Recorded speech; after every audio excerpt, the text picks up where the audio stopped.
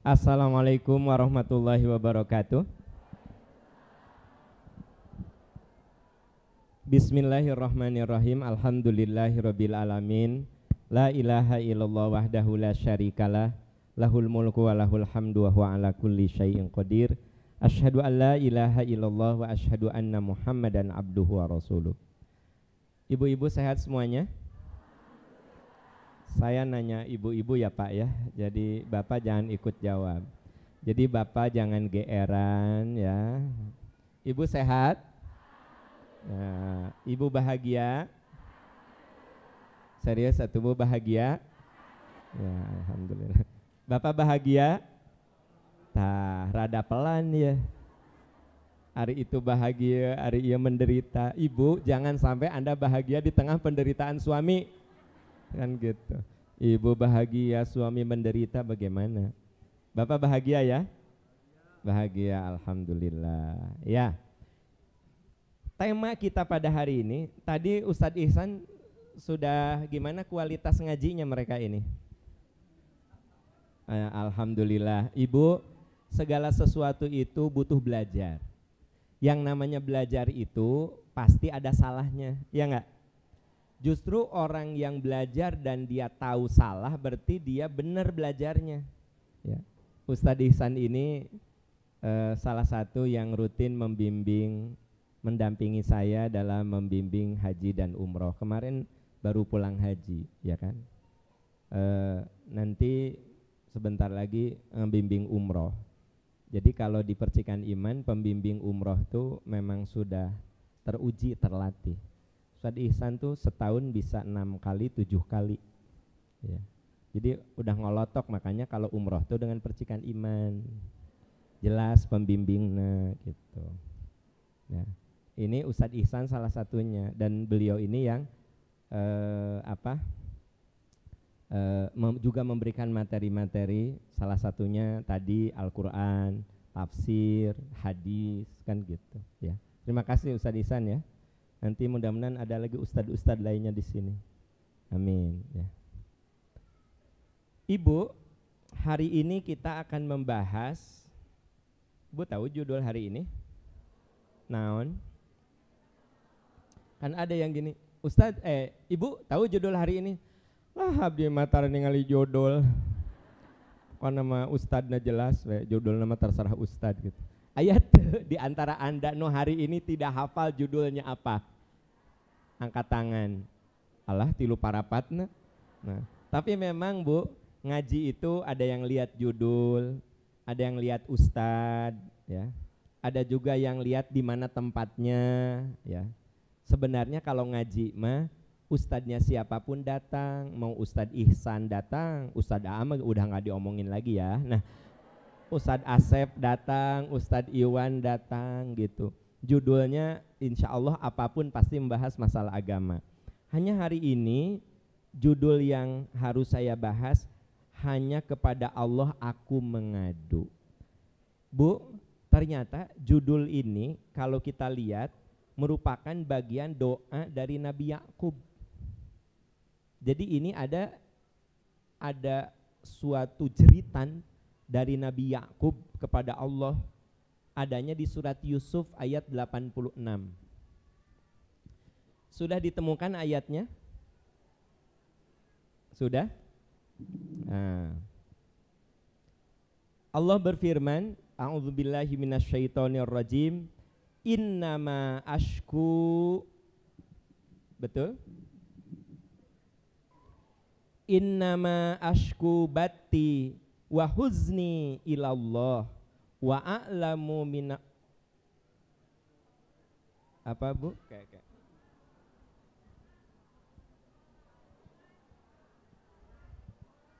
Oke.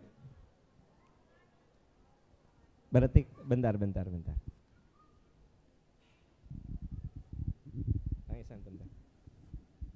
Oke, orang tingali dina Qur'annya.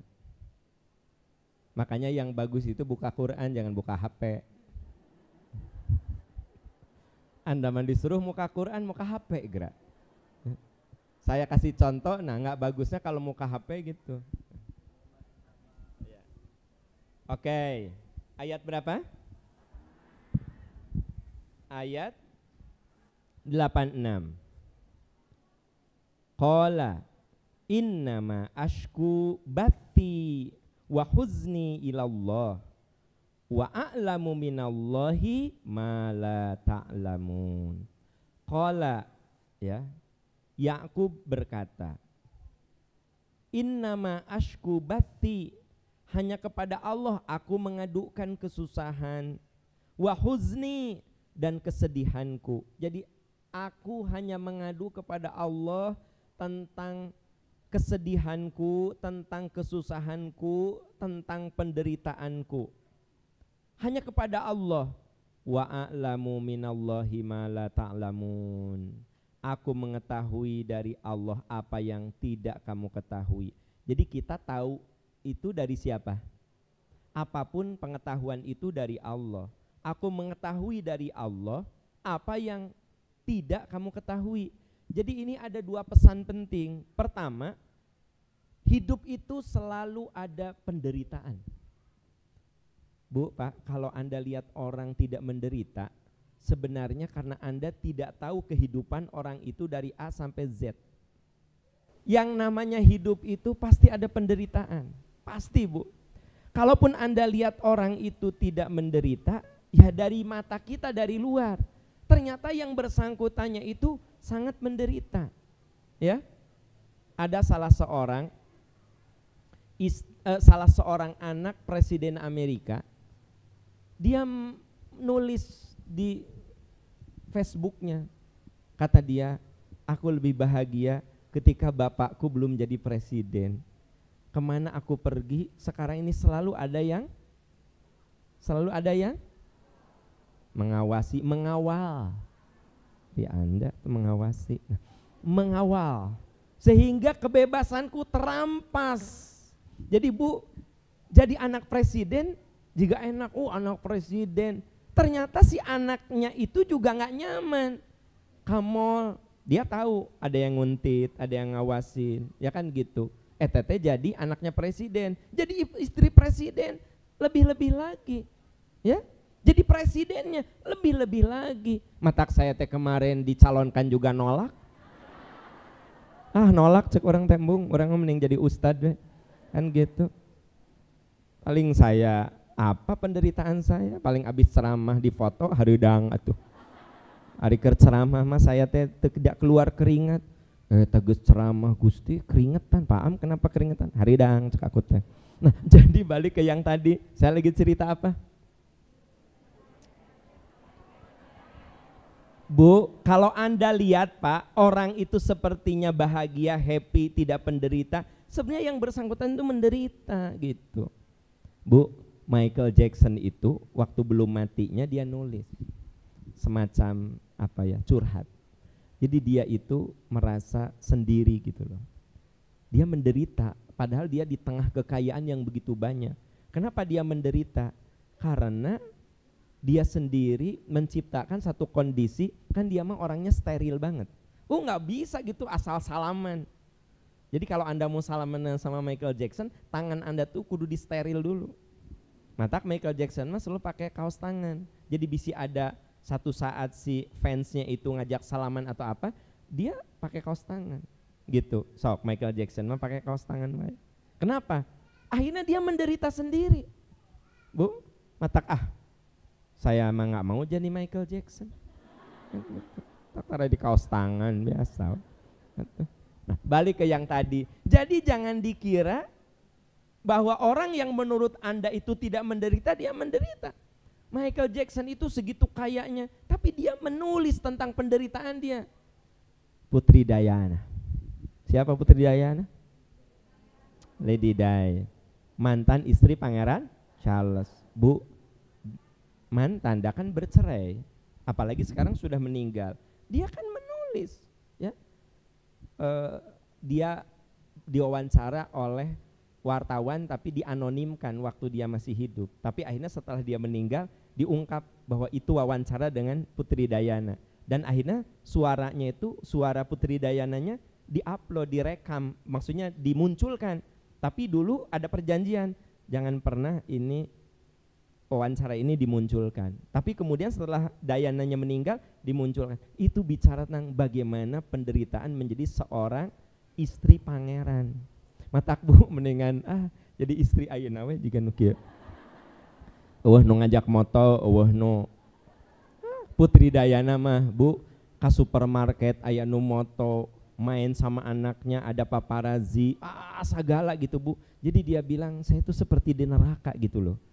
Ya, tersiksa saya. Bukan, dunia memang tidak ada yang ideal. Dan pada akhirnya benar semua orang itu mengalami kesusahan, mengalami penderitaan. Hanya bentuk kesusahannya itu beda-beda. Nah, makanya di ayat ini Allah menyatakan, mengutip pengakuan Nabi Yakub. Hari Nabi Yakub teh siapa? Nah, Nabi Yunus. Tadi Yunus. Aku belum terlalu tua untuk salah dengar. Siapa yang Yakub itu siapa? Yakub itu anaknya siapa? Nabi Ishak. Ari Nabi Ishak anaknya siapa? Nabi Ibrahim. Ari Ismail? Tuh, anaknya Yakub di mana? Cik atuh Bu pelajaran sejarah teh nu bener. Ari Ismail anaknya Nabi Yakub. Dengar. Ya. Biar jadi pengetahuan, ulah Yakub bari nggak tahu asal usulnya. Nabi Ibrahim tuh punya 2 istri. Berapa istri Ustaz Ihsan? 2 istri. Ya. Hari Bapak berapa istri? 1. Hari Pak Aam? Nah. Anda mah tekop. Anda mah orangnya teh tekop dipancing. Langsung ingin menuduh ya. Gitu. Siapa bilang 2? Toslah ulah ngobrolkan masalah pribadi. Iya teh keur ngabahas Nabi Ibrahim. Dah kembali ke persoalan inti. Jadi Nabi Ibrahim tuh punya 2 istri. Pertama namanya Ibu Sarah, yang kedua namanya Ibu Hajar. Ibu Sarah, dari Ibu Sarah punya anak namanya Ishak. Dari Ibu Hajar punya anak namanya Ismail. Nah, yang jadi bangsa Arab itu dari keturunan Ismail. Karena begitu bayi Allah menyuruh Nabi Ibrahim agar menempatkan putranya biwadin ghairi dzar'in inda baitikal muharram, di satu lembah yang dimana sejauh mata memandang hanyalah lautan padang pasir, yaitu Mekah. Dari Ismail ini lahir bangsa Arab dan Nabi Muhammad adalah keturunan Ismail. Jadi dari Ibu Hajar lahir Ismail, lahir bangsa Arab, lahir Nabi Muhammad.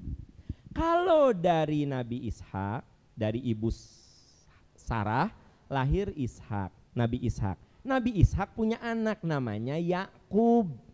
Tadi Anda bilang Ismail itu anaknya Yakub. Please, salah.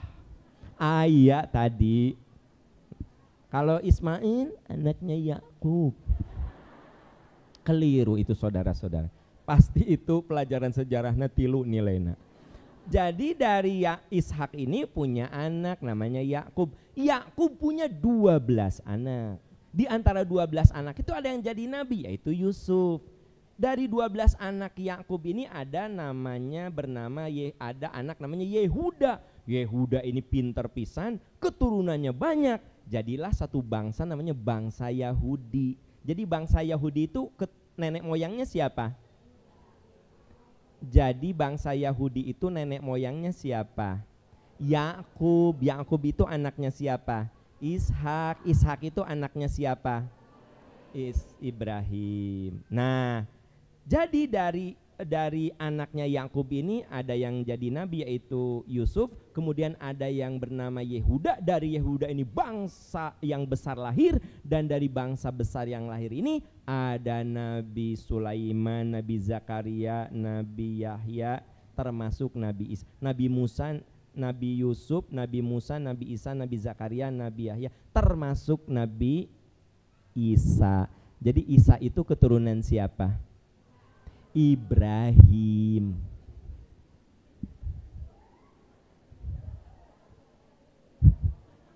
Berarti saudara-saudara, kenapa kita suka mengatakan Allahumma sholli ala Muhammad wa ala ali Muhammad kama shollaita ala Ibrahim wa ala ali. Berarti kalau kita mengatakan berikan sholawat kepada keluarga Ibrahim, kita mendoakan seluruh nabi keturunan Ibrahim. Termasuk, jadi kita ketika sholat ngedoain Nabi Isa, Nabi Daud, Nabi Sulaiman, Nabi Zakaria, Nabi Yahya, Nabi Ibrahim, Nabi Ishak, Nabi Yakub, didoakan sama kita. Jadi kalau orang Kristen nanya, hari kamu suka ngedoain Nabi Isa? Iyalah, dalam setiap sholat kami mendoakan Nabi Isa, tapi Anda tidak pernah mendoakan Nabi kami. Jadi kita mah toleran banget, Nabi dia ku urang didoakan tiap sholat. Hanya Anda baru ngerti bahwa Ali Ibrahim teh Isa. Baru sekarang kan, oh gitu, beda, kelihatan gini, oh gitu, kelihatan di mata. Ya. Jadi Yakub itu nenek moyangnya Bani Israel sebenarnya. Nah, Yakub itu berkata, ya, tuh kan, jadi biar tahu Yakub teh siapa. Jadi jangan, mah, ari Yakub teh siapa? Eta dulurna Nabi Yusuf. Dulurna Nabi Yusuf, Gusti Allah. Ya, Yakub menjawab, hanya kepada Allah aku mengadukan kesusahan dan kesedihanku. Nah Bu, kita ini kalau ada kesedihan, ada kasusah, ngadu ke Allah. Boro-boro level kita, level Nabi Yakub saja mengadukan kesedihan dan kesusahannya kepada Allah. Ya, aku mengetahui dari Allah apa yang tidak kamu ketahui. Jadi ilmu mah datangnya dari Allah. Kalau ibu tadi dari Ustadz Ihsan diajarin cara melafadzkan kalimat-kalimat Quran, lalu ibu ngerti Ustadz Ihsan mah hanya perantara, ilmu mati Allah. Matak nih semua dari ujung sini sampai ujung sana mendengar ceramah saya, sebut saja 10. Yang Anda terima ada yang 8, ada yang 7, aya nu hiji.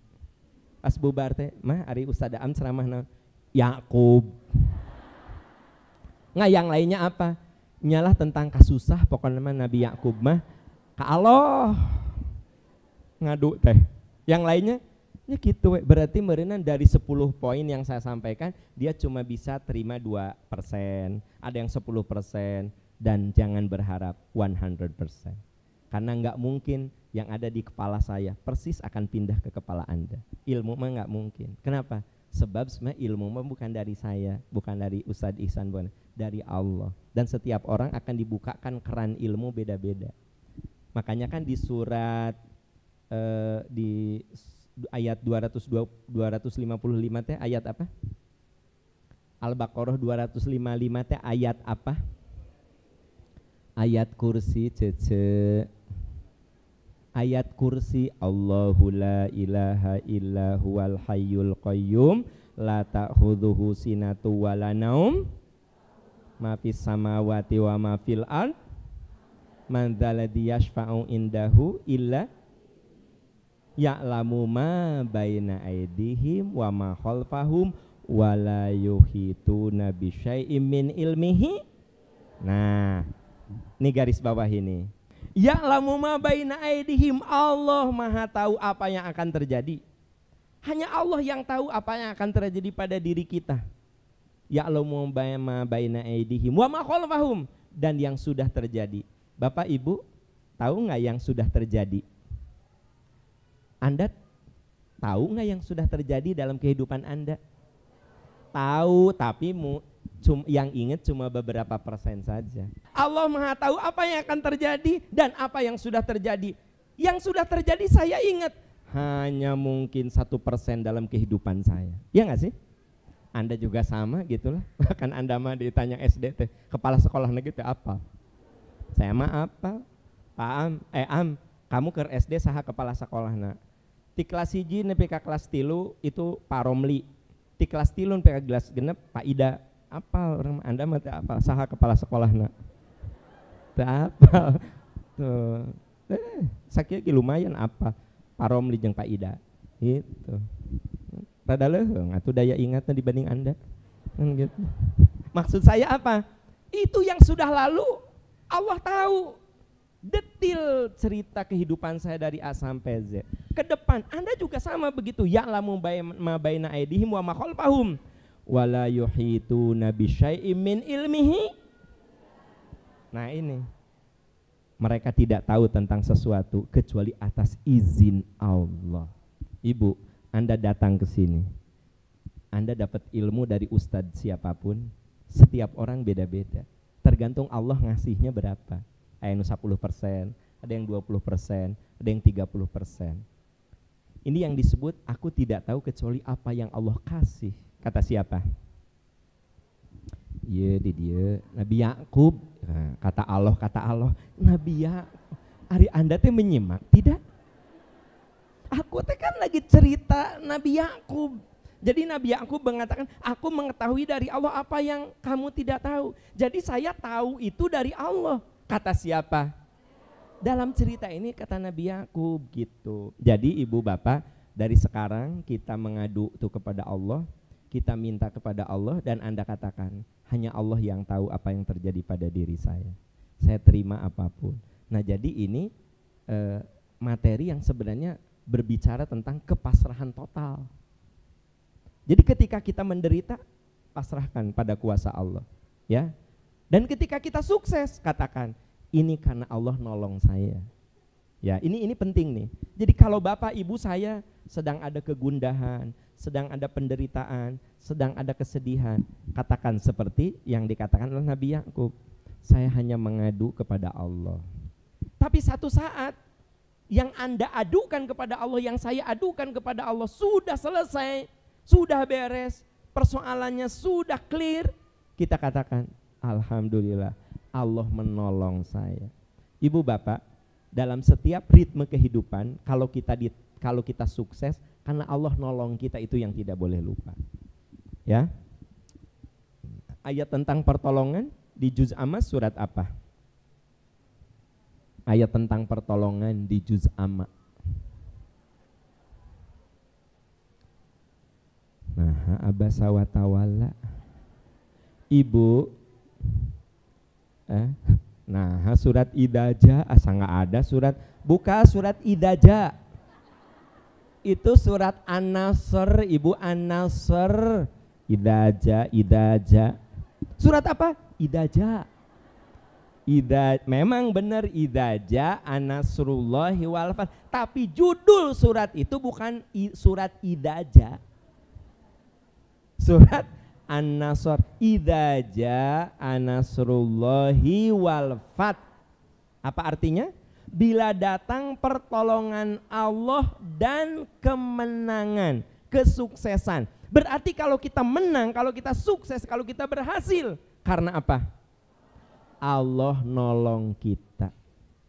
Nih, ibu-ibu panitia membuat Anda hadir banyak ini. Sukses tidak? Sukses lah. Dan menghadirkan 1000 orang gini teh nggak gampang itu. Ada perjuangan, ya. Kabayang teu lamun yang hadir teh cuma ketua majelis taklim, pembawa acara tadi, sama bagian konsumsi, tiluan ngajajar kieu. Ori kamera di mana-mana sok. Saya ge moal semangat atuh ceramahna. Ibu-ibu. Jadi ini bisa banyak ini karena apa? Karena Allah menolong. Nah kalau Allah nggak menolong mah najan promo informasi di mana-mana, tetap sepi. Jadi kalau pengajian ini begini banyak yang hadir, ibu-ibu ketika ditanya, Bu, bagaimana itu jamaah bisa banyak hadir begitu? Ini kan karena kehebatan panitia. Coret. Ini karena pertolongan Allah. Ibu anaknya sukses, anak yang pertama kuliahnya di University of Southern California, Los Angeles, Amerika Serikat, lagi ngambil PhD bidang teknik elektro. Anak kedua lagi ambil S2 di Yale University bidang hukum. Anak ketiga lagi bidang astronomi di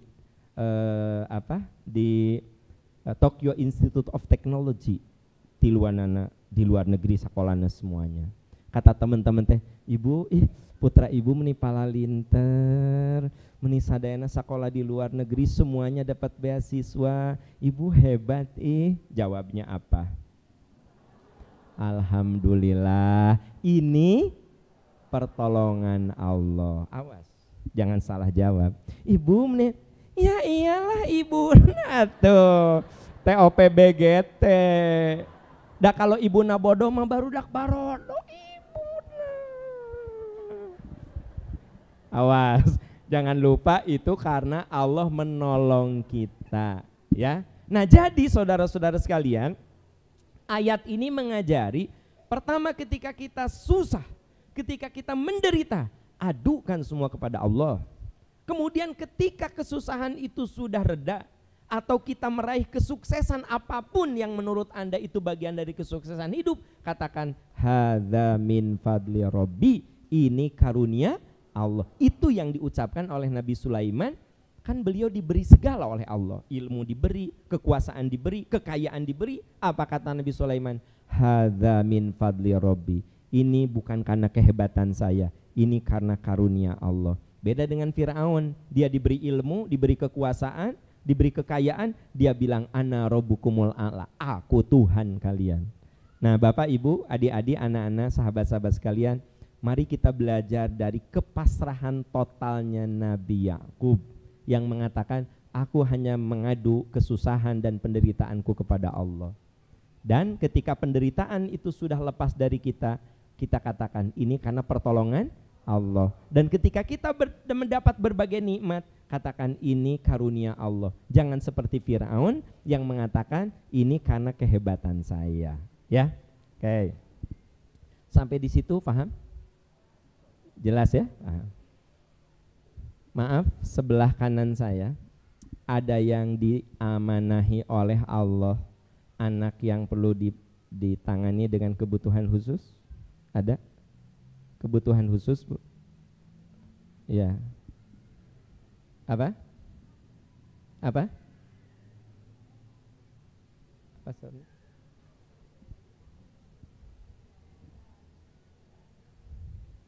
Jantan, maksud saya begini ya.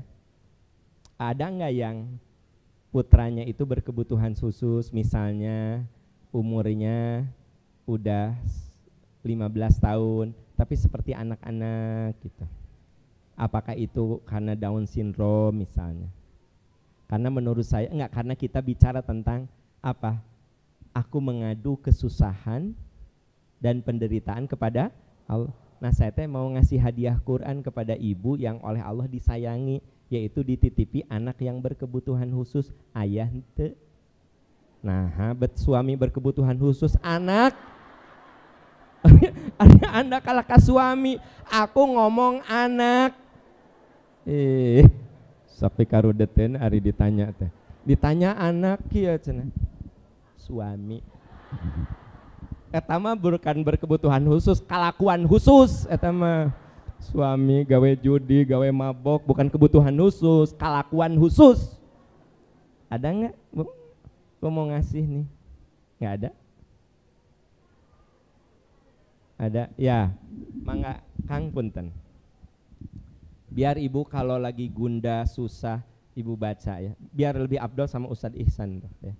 Diestafetkan ke situ Ustadz. Nah, ya. Itu bukan dari saya tapi dari Percikan Iman Tour and Travel ya. Travel terbaik se-Indonesia. Kan gitu. Amin ya.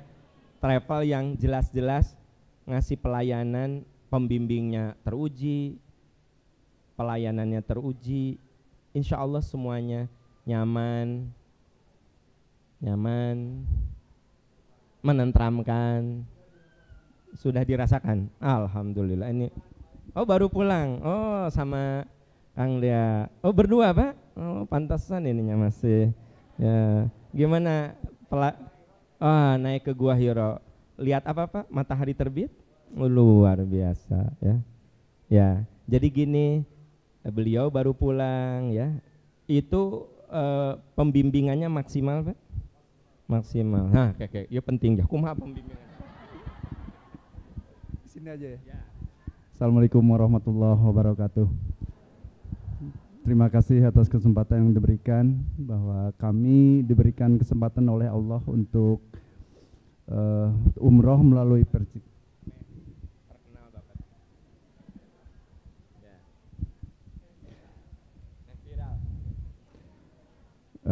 Kebetulan Allah memberikan kesempatan kepada kami, saya dan istri, juga teman saya pada saat ini ada di sini juga, dan barangkali ada yang lain juga di tempat di sini. Kami melalui Percik Iman dengan 9 hari via ke Oman, kami transit ke Oman. Luar biasa kami rasakan dari bimbingan yang sangat terpadu dan terasa untuk perhatiannya kepada jamaah dirasakan oleh kami. Karena kebetulan kami bisa membandingkan dengan yang lain, merasakan dengan yang lain, dengan tour-tour yang lain. Dengan Percik Iman ini ada program ke Gua Hiro, dan alhamdulillah saya nyampe ke sana. Jadi melalui Percik Iman ini kami tahu Gua Hiro dari mulai sampai dengan selesainya kami masuk ke dalam Gua Hiro. Jadi melihat pemandangan langsung memang ke Mekah, terlihat sekarang jam-jam tower di sana. Luar biasa indahnya, luar biasa memang. Percik Iman ini bukan hanya Kang Aam yang bicara, tapi nyata bahwa kami sebagai jamaah terperhatikan dari sarana dan prasarananya sangat memuaskan.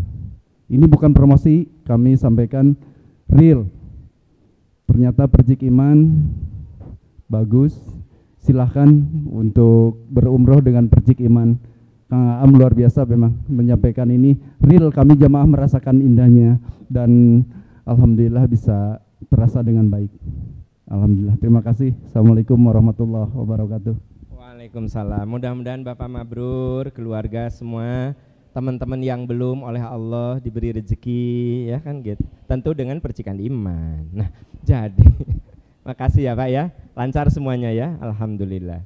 Jadi memang yang kita utamakan di percikan iman itu saya bilang nomor 1 bimbingan. Jelas kenyamanan diperhatikan, karena kan umroh teh mahal, apalagi haji khusus mahal. Udah gitu ibadahnya asal-asalan. Yang paling parah udah daftar 3 tahun lalu sampai sekarang can init-init, belum pergi-pergi, bahkan yang travelnya dipenjarakan.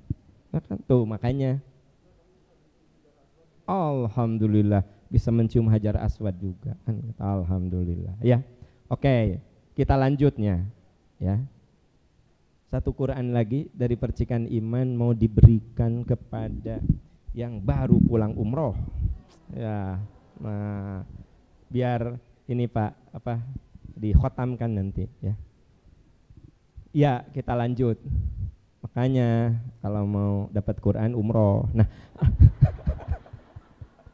oke. Lanjut ya lanjut. Saya lagi cerita apa Pak? Lagi cerita apa? Apa? Pertolongan. Nah, ya. Ya. Ibu Bapak ya. Berarti menurut surat Yusuf ayat 8 ini, ayat berapa saya bilang? Saya bilang tadi ayat berapa? Nah, berarti emang Anda tuh konsen banget ya. Jadi kalau saya ngetes, coba respon ya. Ayat 80 berarti Ibu Bapak, ayat 86 surat Yusuf ini mengajari kita bahwa hanya kepada Allah berdoa sebagai sarana mengadu kepada Allah. Jadi untuk mengadu kepada Allah itu dengan apa? Doa, ya kan? Nah, Ibu Bapak perlu diketahui doa itu ada 2 macam. Ada berapa? 1 disebut dengan doa utsanain, yang kedua doa mas'alatin. Doa utsanain artinya doa yang berisi pujian. Apa? Yang kedua, du'a'u mas'alatin, doa yang berisi permintaan. Jadi ada berapa macam doa? Satu, doa berupa pujian, namanya du'a'u tsanain. Apa?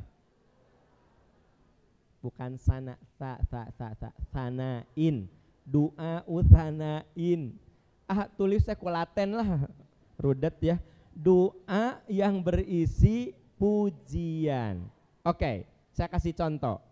Ketika kita mengatakan saat sholat, Subhana rabbiyal azim, Maha suci engkau yang maha agung, itu pujian bukan? Subhana rabbiyal a'la, Maha suci engkau yang maha tinggi, itu apa?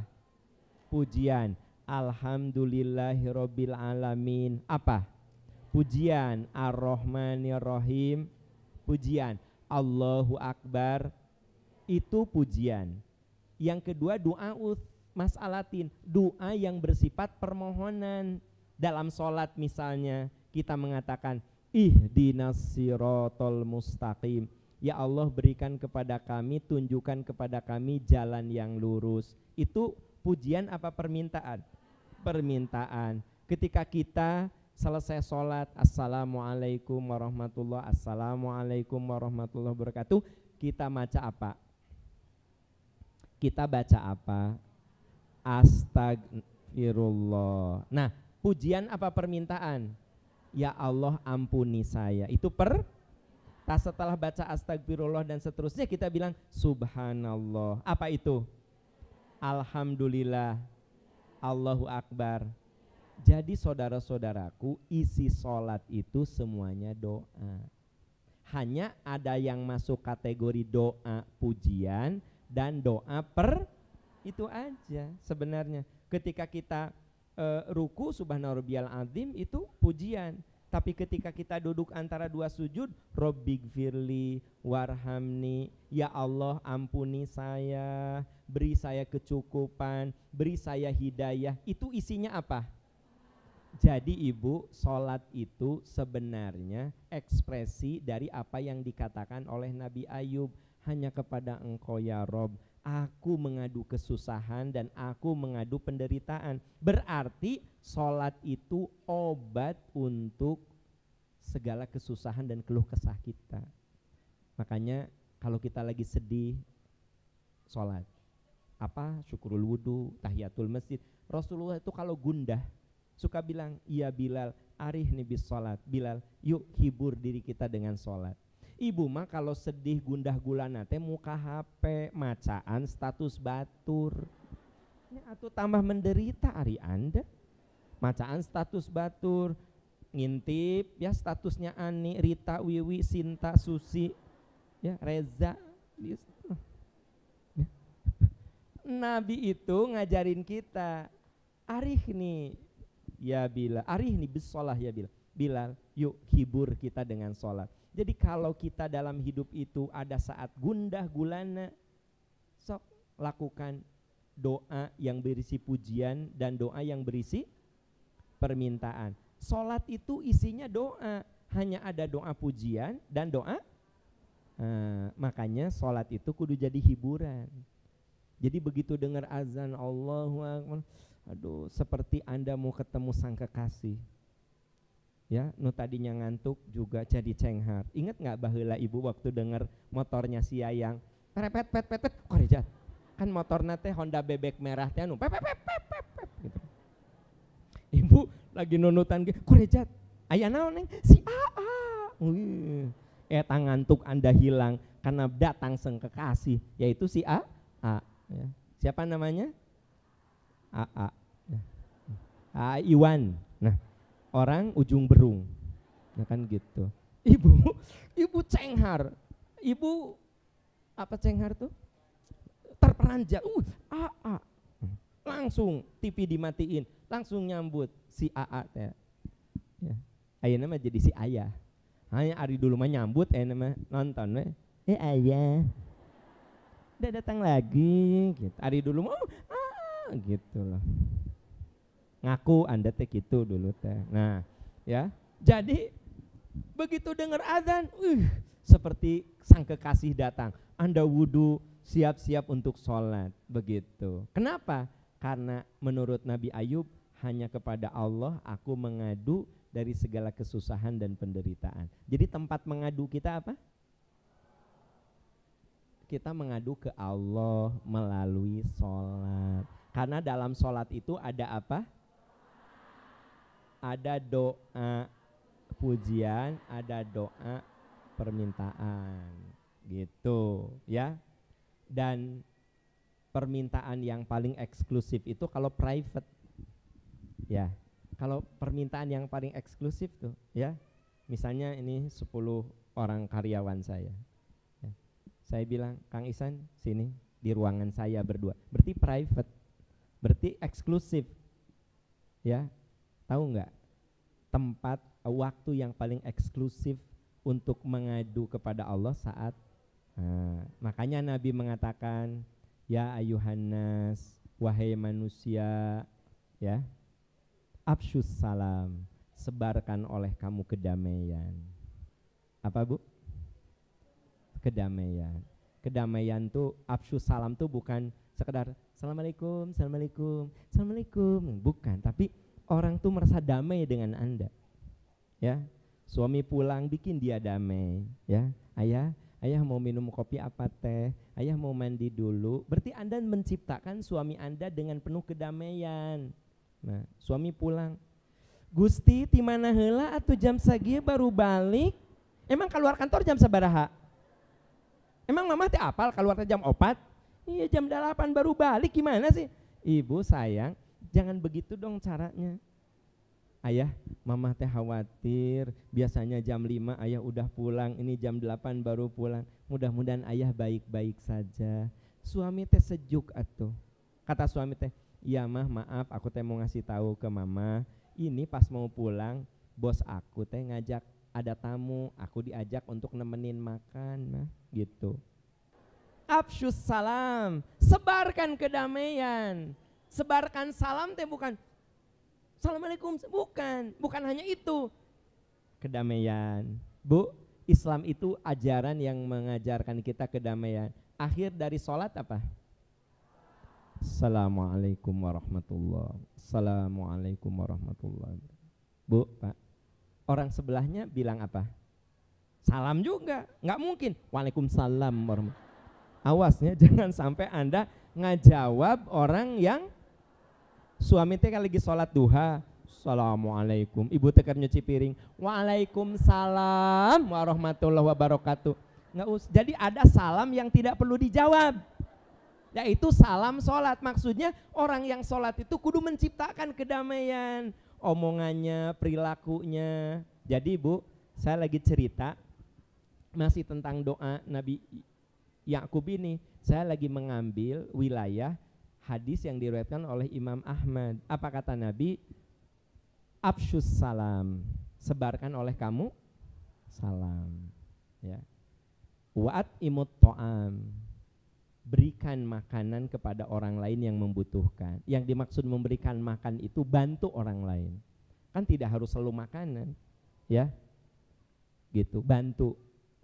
Kalau di pengajian begini, ibu lagi duduk, ya. Di sini masih ada ruang. Ada orang yang belum punya tempat duduk. Ini, teteh kosong. Itu yang disebut at-imut to'am. Jadi menurut hadis riwayat siapa tadi? Riwayat Imam Ahmad. Apa kata Nabi? Afsyus salam. Wat-imut to'am. Wassallu billaili wan nasuniyam. Salatlah pada malam hari ketika orang-orang tidur lelap. Ini saya lagi bercerita tentang mengadu kepada Allah di waktu eksklusif, ya, yang private. Apa dikatakan private dan eksklusif? Wassallu billail, salat kamu di malam hari, wan nasuniyam, ketika orang-orang tidur lelap. Tadkhulul jannata bisalam, kamu akan masuk surga dengan penuh kedamaian. Nah, Bu, jadi orang yang mengadu kepada Allah, pengaduan kepada Allah di waktu private, di siang harinya dia menebar kedamaian, dia membantu orang lain. Apa kata Nabi? Tadkhulul jannata bisalam. Kamu akan masuk surga dengan penuh kedamaian, gitu. Bu, nyaman nggak di masjid ini? Lega, alhamdulillah ya. Menurut Ibu ini orang yang mengeluarkan uang 10.000, 100.000, sejuta berpahala nggak? Karena kita dipakai, ini teh baru Rabu, belum lagi Kemis, belum lagi Selasa, belum lagi sholat. Bu, beruntung sekali nih orang yang pernah berwakaf di sini karena kepake terus. Ibu mau nggak kayak masjid di sini? Nah, saya lagi bikin masjid. Cicing tong banyak komen.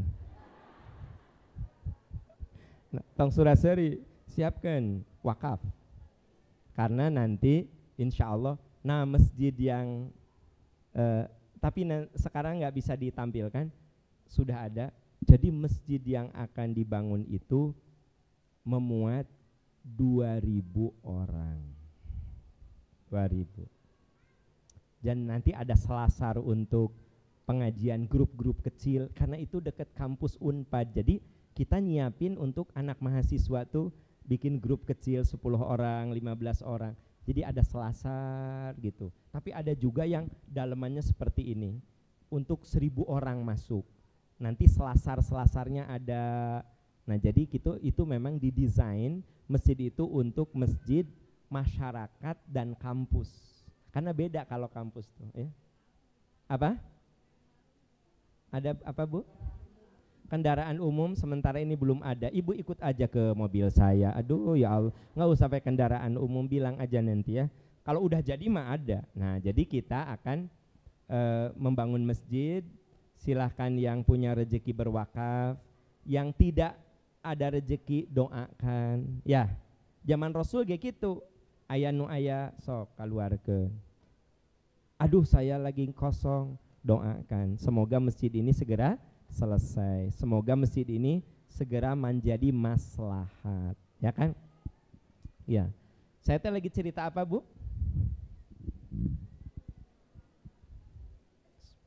Apa?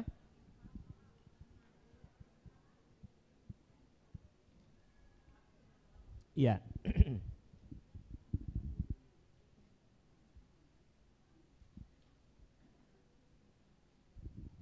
Sekarang saya ingin menjelaskan ya dahsyatnya pengaduan kita kepada Allah. Kan kita bicara hanya mengadu kepada Allah. Seperti hanya Nabi Ayub mengatakan, hanya kepada Allah saya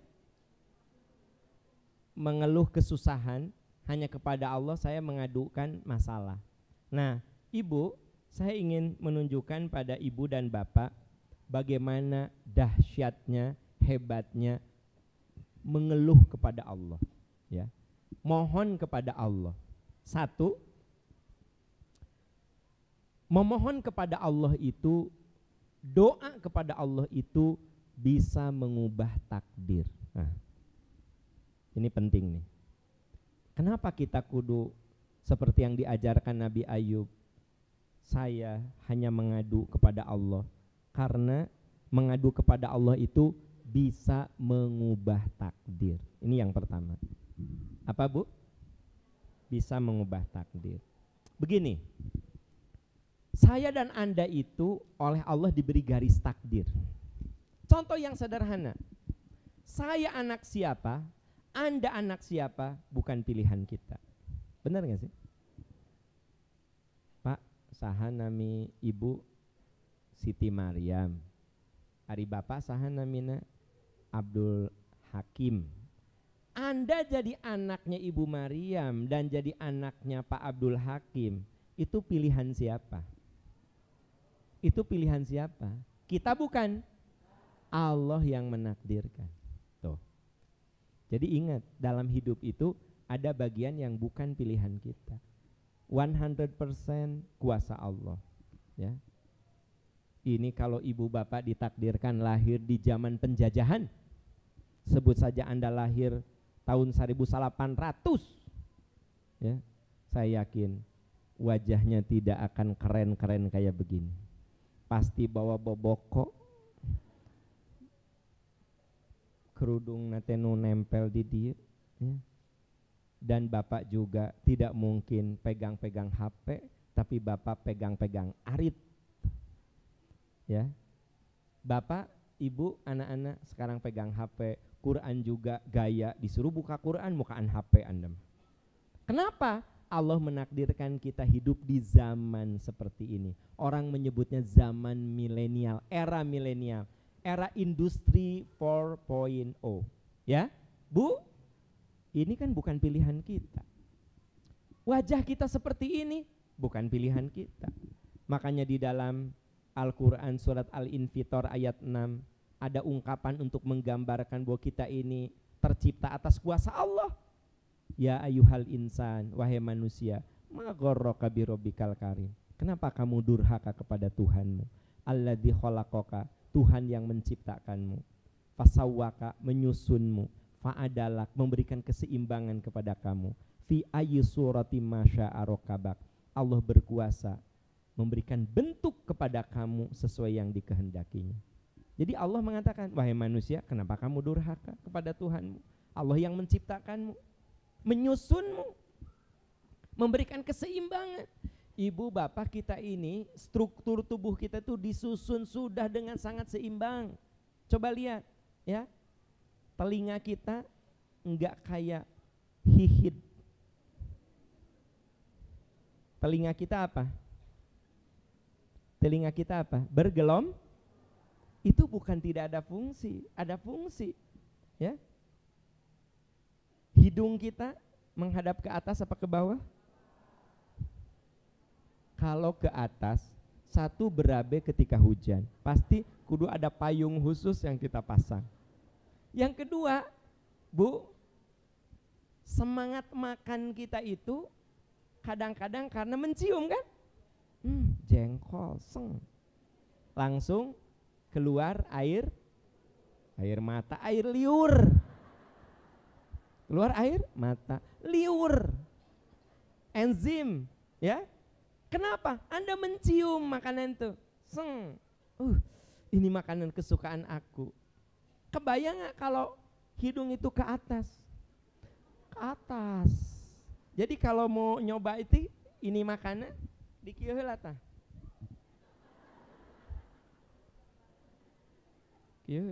Kan ini kan? Hidup. Ngirim ke otak. Kata otak teh keluarkan enzim. Nah, dimakan. Allah yang menyusun keseimbangan itu. Makanya jangan suka ngubah-ngubah ciptaan Allah. Allah yang ngasih alis.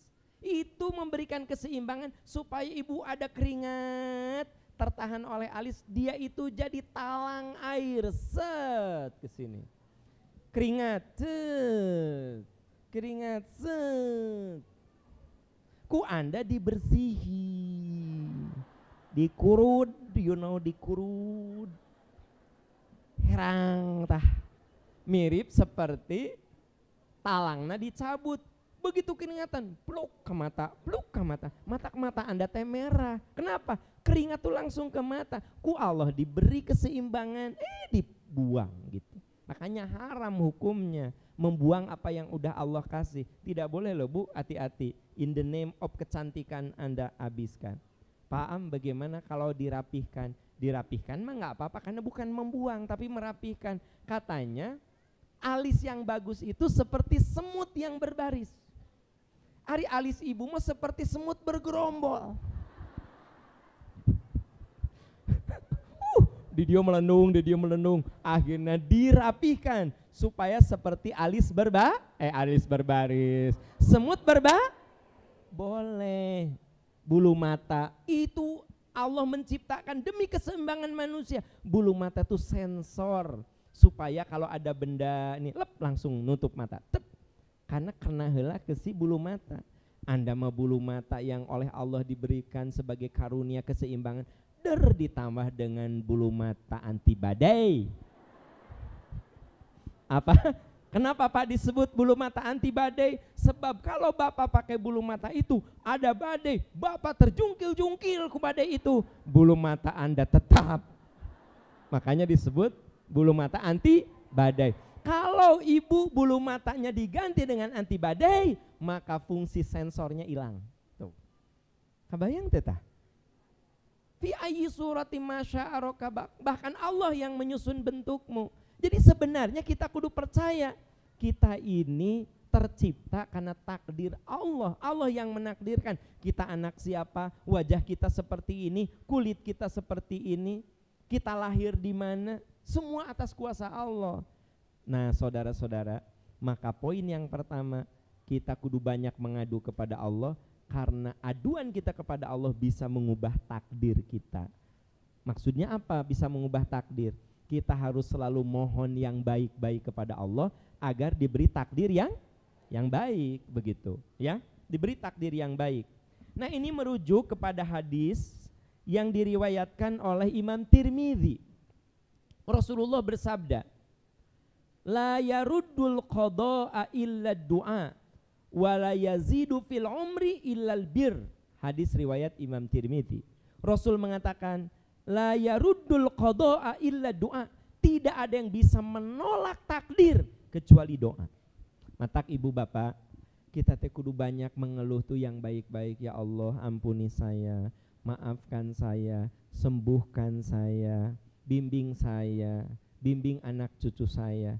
Matak bu, kalau Anda lagi kesel ke suami, kesel sama istri pak, kesel sama anak, enggak boleh keluar doa-doa yang buruk, harus keluar doa-doa yang baik-baik saja. Ibu kesal sama anak, main HP, main game. AA dari pagi, AAT dari jam 8 sampai lohor, eta main game terus, belajar. Katanya AAT mau jadi presiden, masa presiden main game terus? Katanya AAT sekolahmu sampai doktor, masa doktor sekolah sampai doktor main terus? Belajar yang benar. Mama gak suka kamu main terus, boleh sekali-kali main, tapi jangan terus-terusan. Belajar, biar jadi dokter, biar jadi ulama besar, biar jadi guru besar. Sok, bagus enggak? Doa bagus? Nah, bu, ibu kesel sama suami ibu bilang maghrib paling lambat. Ayah pulang jam berapa biar mama nanti sediain makan malamnya pas ayah mau pulang. Paling lambat maghrib mah. Ibu teh jam 5 teges masak segala macam, kesukaan suami ya. Nah, jam genep can uih, jam 7 belum pulang, jam 8 di WA contreng hiji. Tahu nggak? Balik dah. Ibu sebelum jam 10 belum pulang juga. Ibu yang harus keluar dari lisan ibu, ya Allah, semoga suami saya diberi kesehatan, keselamatan, kelancaran. Bimbing ya Allah suami saya dengan hidayah-Mu ya Allah. Bimbing suami saya dengan hidayah. Semoga selamat. Teteh, udah kita sholat isya aja duluan. Teteh yuk sholat isya aja duluan, gak usah nunggu papa. Doakan si papa biar selamat. Bagus? Jadi kita teh kalau keheul ka suami, doa yang bagus-bagus. Ya Allah, bimbing suami saya, beri hidayah suami saya, lindungi suami saya, gitu. Jadi mah mikir yang enggak suudon gimana. Suudon itu bisa jadi doa. Tapi pikir yang benar. Ini mah mama, kenapa papa jam 9 belum pulang? Mungkin diajak meeting sama pimpinannya. Mungkin saja si papa teh pulang teh terus ikut pengajian karyawan. Ya mungkin si papa teh diajak makan sama pimpinannya, nggak bisa nolak atuh merenang si papa kamu teh belum jadi pimpinan. Ibu teh ngasih citra yang baik terhadap suami ibu, kepada ayahnya anak-anak. Jangan mama kenapa sih ayah jam 9 belum pulang? Ting mama gitu curiga. Di kantor nanti ayah sekretaris anyar, si Ani namanya teh. Sok geraku kamu kayak interogasi tas si papa. Kama mama tarang aku, kok kamu sok.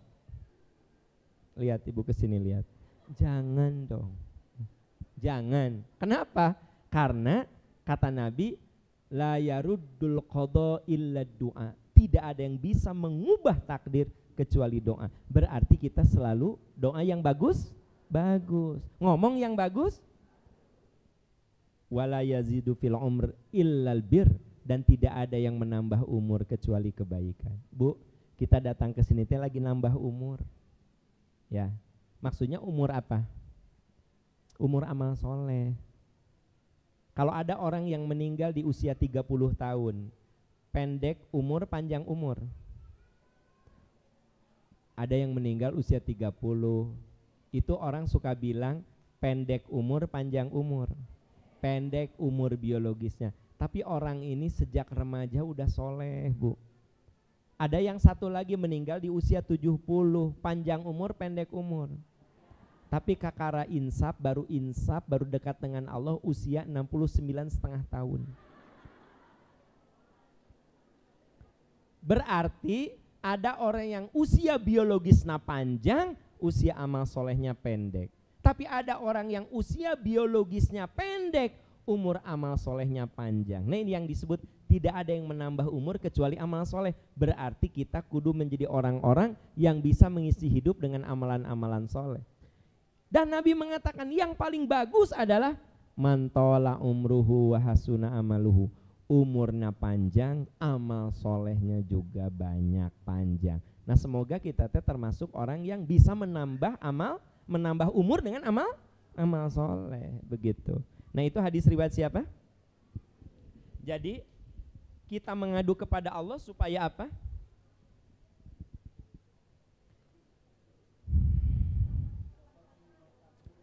Supaya Allah mengubah takdir kita yang buruk dengan takdir-takdir yang baik. Itu kenapa kita kudu banyak mengeluh kepada Allah, berdoa kepada Allah, minta kepada Allah supaya takdir buruk kita diubah oleh Allah dengan takdir yang baik. Karena siapa yang berkuasa mengubah takdir? Allah. Maka kita banyak minta agar selalu diberi kebaikan. 2. Ternyata mengadu kepada Allah itu mampu mendatangkan rahmat. Apa Bu? Kalau kita banyak ngadu sama Allah, minta sama Allah, apalagi di waktu private. Kapan waktu private itu? Ketika sedang tahajud, ketika orang-orang sedang tidur lelap, kita banyak minta. Nah, di saat kita banyak minta kepada Allah, satu, Allah akan mengubah takdir kita dengan yang baik-baik. Yang kedua, nanti Allah memberikan rahmat kepada kita. Apa itu rahmat? Apa Bu rahmat? Ya kasih sayang apa? Iya kasih sayang Allah kayak apa? Ibu tahu rahmat, tahu apa? Suami saya. Mentang-mentang suamina ngaranna rahmat di Praja. Nah, Ibu, apa itu rahmat? Iya kasih sayang. Nah, rahmat itu kasih sayang Allah yang menyebabkan dosa kita diampuni. Nah, itu rahmat. Jadi Anda jangan apa itu rahmat? Kasih sayang Allah. Itu terlalu umum. Apa itu rahmat? Kasih sayang Allah yang menyebabkan dosa-dosa kita diampuni. Nah, itu namanya rahmat Allah. Ya. Jadi Ibu Bapak, kita ini kudu banyak mengeluh, mengadu, meminta kepada Allah seperti halnya Nabi Yakub yang dijelaskan di surat Al-Anbiya ayat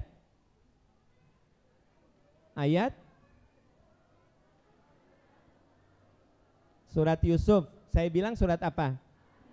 Keliru. Surat ayat Nabi Yakub selalu mengeluh, mengadu pada Allah. Karena Nabi Yakub tahu bahwa keluhan kita kepada Allah bisa mengubah takdir. Yang baik jadi buruk. Yang kedua, bisa menyebabkan dibukanya rahmat Allah. Diturunkannya rahmat. Apa rahmat Allah?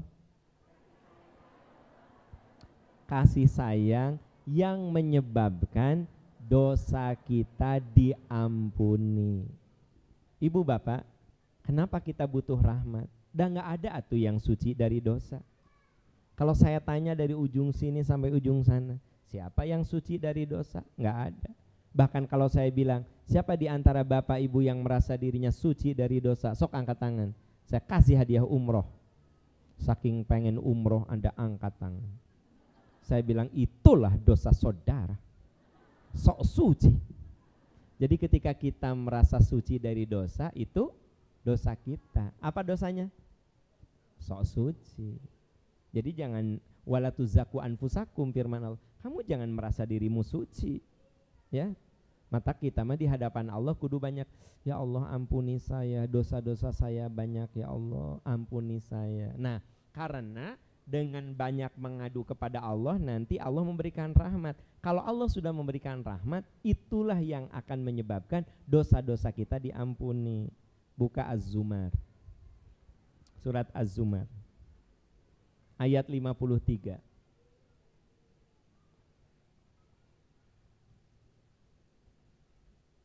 Az-Zumar 53.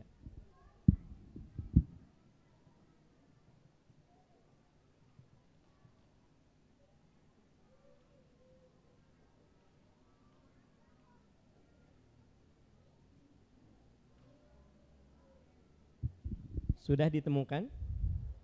Oh belum, sok. Surat ke-39 ayat 53. Sudah. Coba perhatikan. Saya ingin menjelaskan kepada Anda apa arti rahmat. Tadi saya katakan rahmat itu kasih sayang Allah yang menyebabkan dosa-dosa kita. Nah, coba lihat. Qul ya ibadiyalladzina asrafu ala anfusihim la taqnatu mir rahmatillah. Katakan pada hamba-hambaku yang pernah terjerumus dosa.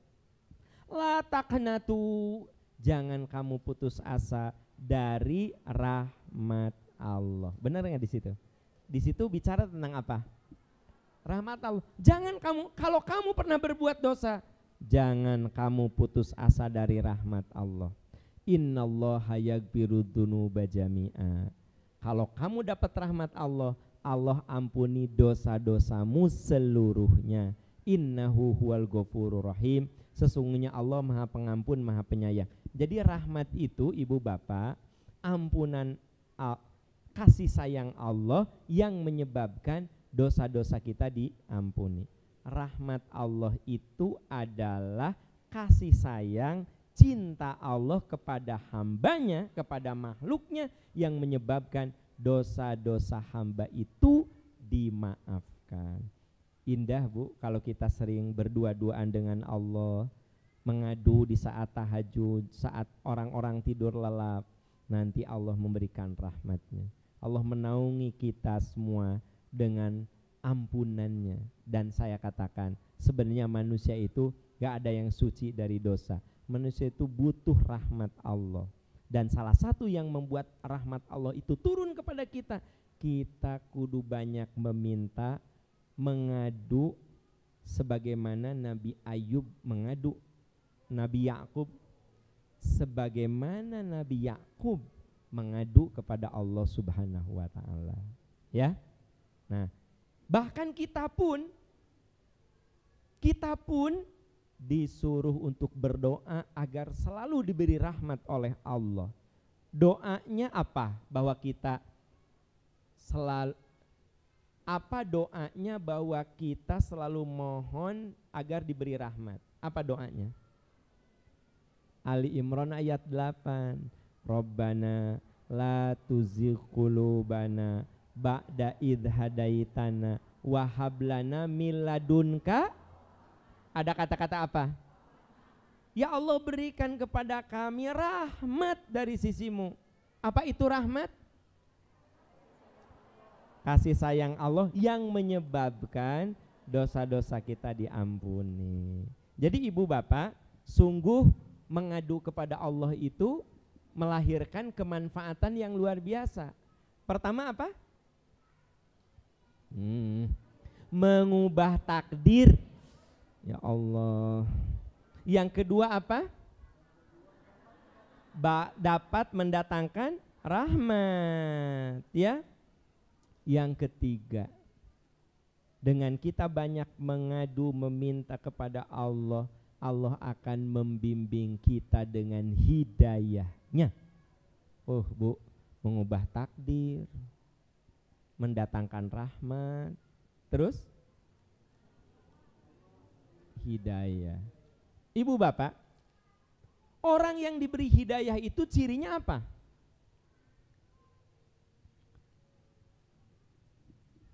Anda mah kalau ditanya ngahulang, udah gitu pura-pura nyatat. Ibu bapak, alhamdulillah sudah terkumpul di pengajian ini untuk wakaf Masjid Agung Percikan Iman 15.414.700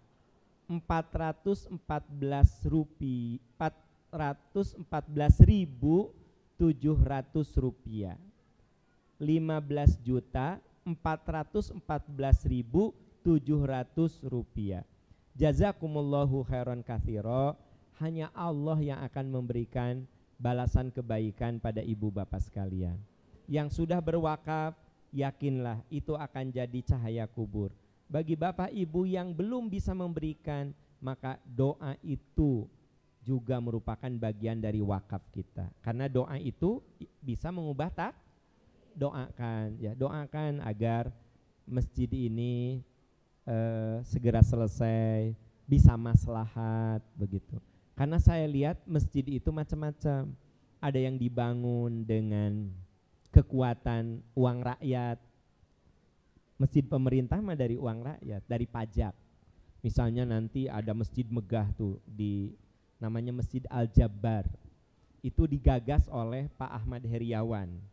Dilanjutkan oleh Pak Ridwan Kamil. Tapi kan dari uang anggaran belanja negara. Masjid ini oleh pengusaha, oleh kontraktor, ya kan gitu. Kalau Masjid Percikan Iman mah unik. Daya ngajak nage pejabat lain, kontraktor bukan. Jadi saya itu ingin menggunakan kekuatan umat. Ya tina pengajian 5 juta, 10 juta, 15 juta, saya yakin. Karena targetnya Ramadan tahun depan itu kan mulai digalakkan ini Ramadan. Saya berharap Ramadan tahun depan minimal walaupun belum jadi sudah bisa dipakai tarawihan. Kan gitu. Dan ini juga dibangunnya lama padahal dananya kuat. Apalagi ini kekuatan umat. Harusnya lebih cepat karena doanya dahsyat. Ininya dong kuat juga. Amin. Nah, jadi itu harapan kita karena itu bukan kepentingan saya, kepentingan umat ya. Balik ke yang tadi, saya lagi cerita apa?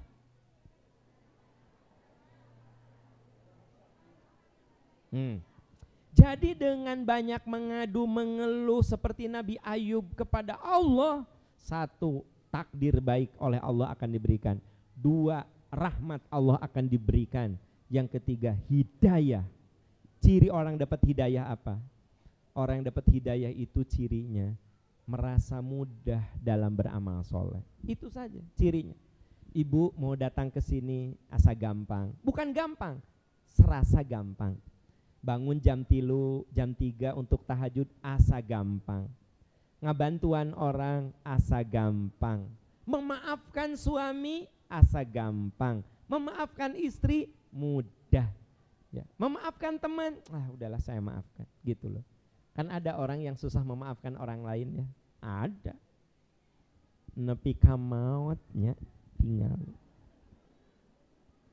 Semudah itukah gue memaafkan dia? Oh tidak. Nyanuk itu teh butut. Orang yang dapat hidayah mah maafkan. Nabi Muhammad itu datang ke Taif dilempari batu sampai pelipisnya berdarah-darah. Dan Nabi mengatakan, ya Allah ampuni mereka. Mereka kaum yang belum mengerti. Lahirkan dari mereka generasi soleh ya Allah. Mendoakan baik kepada yang melemparinya. Saya mah tadi pas datang, tadi sambut. Ustadz tunggu di ruang VIP. Di situ tuh. Dibawa ke situ, disembunyikan. Cepat Ustadz, bisa banyak yang minta foto, disembunyikan ke situ. Kan gitu. Nabi Muhammad mah dilempari. Ya.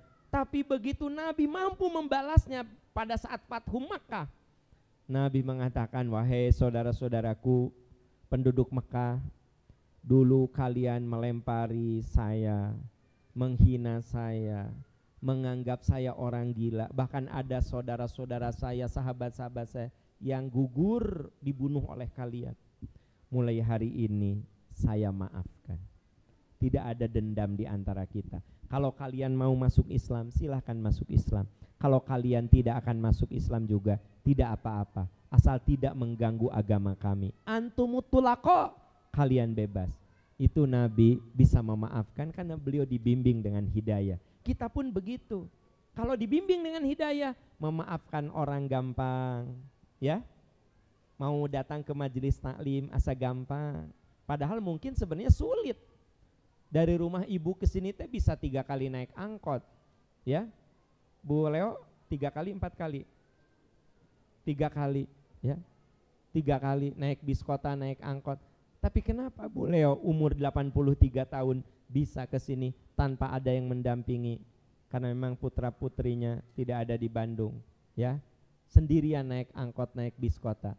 Karena dibukakan, diberi rasa mudah. Tapi kalau tidak diberi rasa mudah, itu pengajian di depan rumah, Anda nggak datang, Anda cuma buka hordeng kia. Karunya menisa kedik jamaah, nah gitu. Pernah kan? Ayah ngaku gitu kia di jandela teh. Ayah geningan saeutik jamaah teh, Anda nanti teh datang. Itu teh tinggal buka pintu, nyebrang gang, asup ke masjid. Anda nggak kuat untuk datang. Kenapa? Dan tidak diberi hidayah. Tapi orang yang diberi hidayah bisa berpuluh kilo dia datang. Nah jadi Bu, ciri orang dapat hidayah itu oleh Allah dibukakan rasa mudah. Al-An'am 1, 2 An-Nahl apa Al-An'am? Al-An'am 125. Al-An'am 125. Ya. Apa Bu? 125.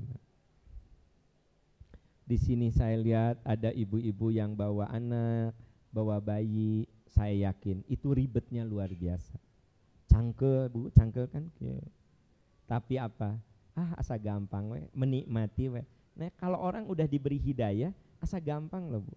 Boleh jadi sebenarnya penuh penderitaan, ya. Ibu-ibu yang anaknya udah pada gede kan cuma tinggal pergi we, cikit. Ya. Tapi yang bawa anak teh kudu ngagendong, ada juga kudu ditutungtun, ya. Yang opat di budak teh ngajajar, kan gitu. Nu hiji main di ditu, nu hiji. Tapi kenapa Anda bisa? Karena Allah membukakan hidayah. Nah, di dalam surat Al-An'am ayat 125, famayuridillahu ayyahdiyahu yashrah sadrahu lil Islam. Siapa yang diberi hidayah oleh Allah, Allah buka hatinya untuk mengamalkan Islam. Jadi kalau kita seperti Nabi Ayub, sering meminta, sering memohon, maka Allah akan ubah takdir buruk kita dengan takdir baik. Yang kedua, Allah akan berikan kepada kita rahmat, yaitu cinta Allah yang menyebabkan dosa-dosa kita diampuni. Yang ketiga, Allah akan memberikan kepada kita hidayah, yaitu kekuatan yang membuat kita ini merasa gampang dalam beramal soleh.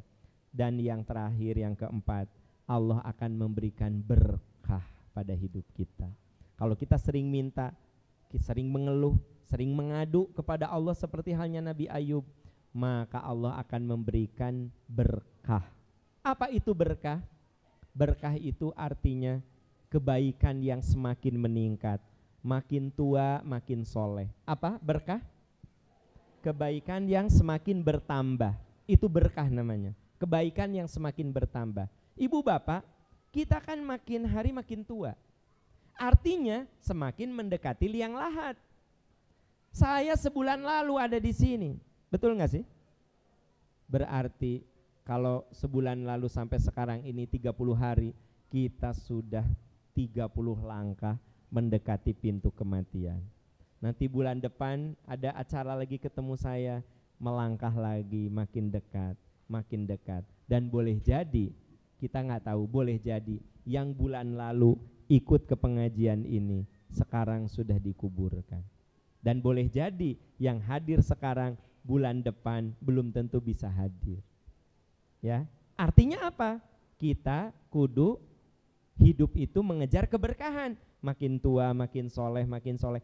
Pengen tahu cara supaya hidup kita berkah, pengen tahu supaya hidup kita ini makin tua makin soleh, banyak mohon, banyak minta sama Allah. Ini yang dijelaskan di dalam surat Al-A'raf ayat 96. Surat apa?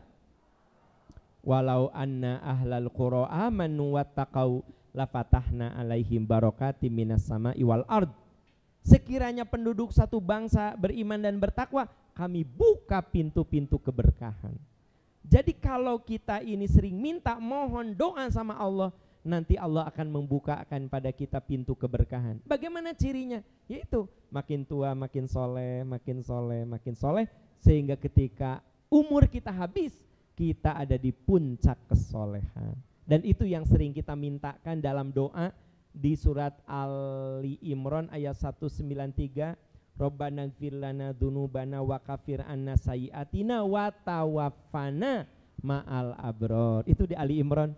Anda yang rajin sholat tahajud mah biasanya hafal doa Ali Imran 190 sampai 194 ini. Inna fi khalqis samawati wal ardi wa ikhtilafil laili wan nahari la ayatil liulil albab, dan seterusnya. Ayat yang sedang saya soroti di situ ada Rabbana ighfir lana dzunubana wa kaffir anna sayyi'atina wa tawaffana. Ya Allah, ampuni kesalahan kami, hapuskan dosa-dosa kami, wa tawaffana ma'al abror, wafatkan kami beserta orang-orang yang berbuat kebaikan. Yang dimaksud wafatkan kami bersama dengan orang-orang yang berbuat kebaikan, sungguh ada pendahulu kita, orang-orang soleh yang meninggal dengan indah. Ada yang meninggal sedang sholat, ada yang meninggal sedang berpuasa, ada orang yang meninggal sedang ibadah haji, ada yang meninggal sedang baca Quran. Ya Allah, wafatkan saya sebagaimana orang-orang terdahulu yang wafat dengan penuh keindahan. Itu namanya husnul khotimah, itu namanya umur ya berkah. Jadi ibu bapak, ikuti apa yang dilakukan oleh Nabi Yakub.